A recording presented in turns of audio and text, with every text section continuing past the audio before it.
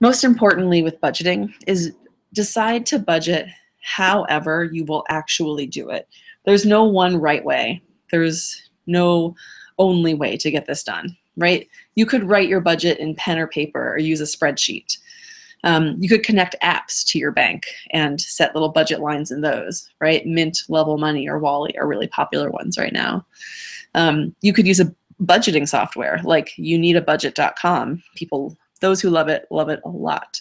And in that, you plug in your expenses to track it. Whatever it is you decide to do, my best advice that I can give you is to get out of your own way and just do whatever works. Don't beat yourself up if one method doesn't work. Just try a different one. Don't let the technology get in your way, or the lack of technology get in your way, right? Go find a thing that works and do it. So this is the sample budget worksheet. I'll send this over to you all. These folks at Vertex 42 make really, really helpful Google Sheets and Excel templates. And this one I really like because you can plug in your income, you plug in your costs, and it spits out if you have savings each month, if you have extra, or if you're spending over your means. It's a super great resource. And here is the pep talk part of talking about budgets, is that I just want you to know that budgets are just moving math that you can totally do. So to me, a simple way to think about budgets is simply that there's two things happening. There's looking over the money you spent last month, right, and trying to project what I think is going to happen, what I think I'm going to spend, right? And then there's looking back after the fact and saying, okay, what actually happened? What did I actually spend? And it's the same for income, right? Especially for those of us who freelance. What I think I'm going to get in, and then what actually comes in, right? And it's because there's both a predictive, what I think is going to happen, and an actual, right? What really did go on. Budgets can seem unruly, but this is all they are. Looking forward, making a projection, and then looking back and seeing if your projection matched reality.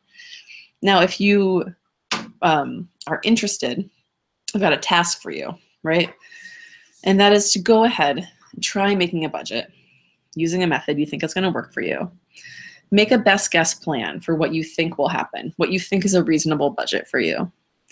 Then put a date in your calendar, 4 weeks in the future, and go back and review what actually happened. And then here's the crucial part. Either revise your budget or your actions, right? Nobody likes to fail over and over. That's not the point of setting a budget. The point of setting a budget is really just to give ourselves information so that we can make actions that reflect what we want to be doing in the world, right? Whether that's spending differently, figuring out how to get more money, or making spend creep changes, right? So it's going back to review and revise and change. That's actually the part that is important, and that's one of the challenging parts about budgeting, because that doesn't happen in an app or in a spreadsheet, right? That happens in the actions that we take. So the fourth thing that I want to share with you is that automated savings are miracle workers. The best thing that I ever did for myself when I moved to New York City 11 years ago was that I set up automated savings to take the money out of sight and out of mind. And here's, again, our friend math. Even if you just put $10 a week away using the power of Automagical, automated online savings, at the end of a year, you'd have $520. That's not chump change, right? $10, when you break it down into a small amount, is something that might slip out of your hand, or while you're out shopping or whatever. It might just swipe through your card while you're out living your life. So I've got 2 recommendations for online savings banks, and the reason I recommend these is that they actually give really good interest on online savings. So I know sometimes we can have a savings account connected to our regular checking account, and the money just kind of sits there doinking along, not really doing much. In these online accounts, you can get from Ally Bank 1%, and from Citibank 0.9%, 0.95%. So these at least like somewhat nod towards inflation.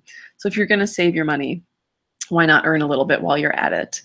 And the note that I have for banks is as long as it's FDIC or NCUA insured, and the NCUA is for credit unions, your money's safe.